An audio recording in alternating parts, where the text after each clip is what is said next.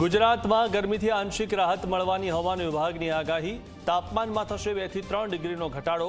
આવતીકાલે વાતાવરણમાં પલટો આવવાની અને ધૂળની ડમરી ઉડવાની આગાહી।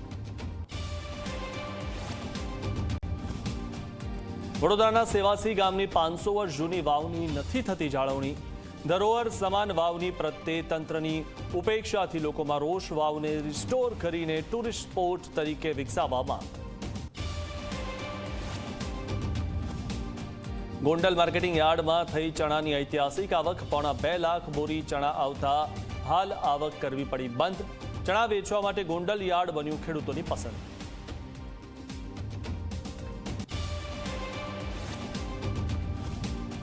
ભાવનગરમાં પાણીના પ્રશ્ને કરાયો ધારાસભ્યોનો ઘેરાવ। ખાતમુહૂર્ત કાર્યક્રમમાં જીતુ વાઘાણીનો ઘેરાવ કરી પાણી આપવા કરી માંગ। વર્ષોની પાણીની સમસ્યા હોવાની સ્થાનિકોની ફરિયાદ।